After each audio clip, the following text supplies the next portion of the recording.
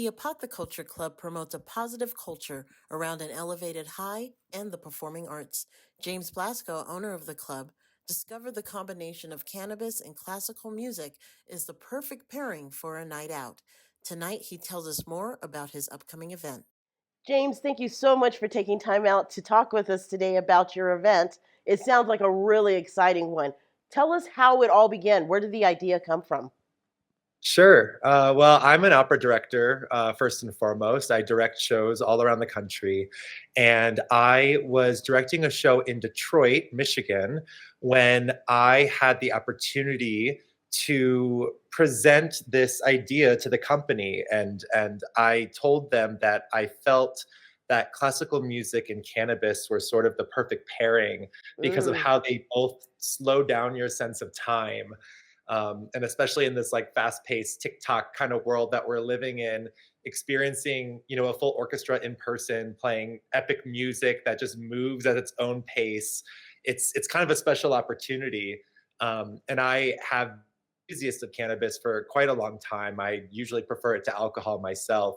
And so I wanted to create a space that would exhibit like positive cannabis consumption, but also bring like a fresh cultural experience to it. So we had our first dinner in 2023 at the Detroit Opera House, well, at a private location. And then we brought everybody to the Detroit Opera House.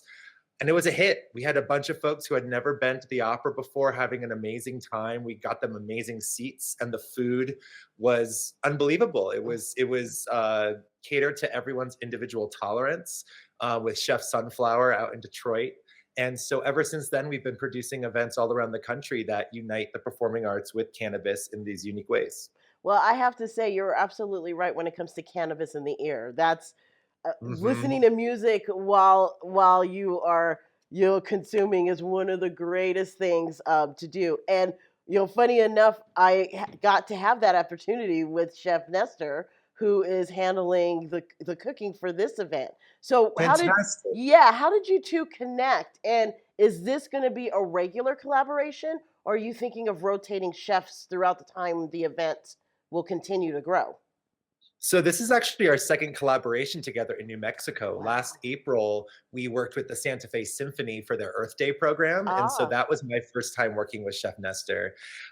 And like with the other states where we've done this in Michigan and Missouri, I just started looking around to see who was already working in the cannabis space, both with the dispensaries and growers that are legacy companies, but chefs who I would consider legacy cannabis chefs. yeah. And so that's just how we first started communicating. And through a friend of a friend, we found out we actually navigated a lot of similar circles. And so we just started to work together that way. And, it's been a beautiful collaboration so far. We'll see what happens as we grow the club and, do more and more events around the state. But right now, Chef and I have a great time together. Wonderful. Well, tell us more. Is there other events that you are planning in the future? What do we have to look forward to? Yeah, so we are planning a series of salons. And so for y'all who don't know, we are in private homes across the country, and we host these events where you are consuming cannabis either through an infused meal or an infused beverage Oh, that is wow. tailored to your individual tolerance. So you're not just being given a cookie and saying good luck. You're being asked how many milligrams of THC can you consume? And if you don't know that, we can help you with a very small dose.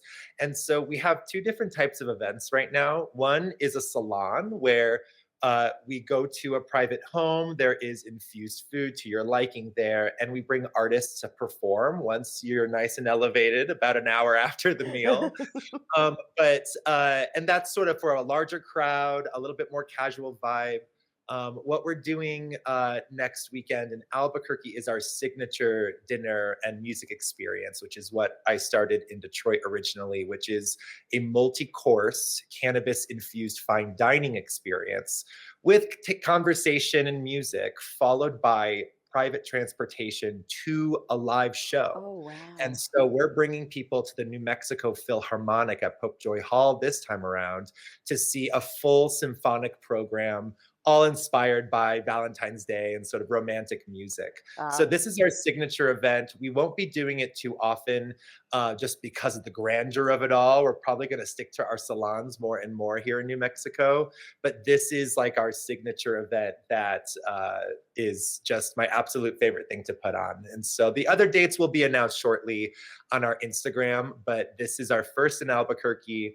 And I really hope that we'll continue to do more in Albuquerque specifically. well, it sounds amazing. So let everybody know where they can find out more about this event. Yeah, so we're called Apotheculture Club. It's spelled like apothecary, APOTHE, culture club. And you can find us on Instagram primarily. We're at Apotheculture Club on Instagram. You can see lots of videos from our previous events all across the country. And in that bio is an Eventbrite ticket link where you can purchase your seat at the table this upcoming weekend, February 15th, Valentine's Day weekend.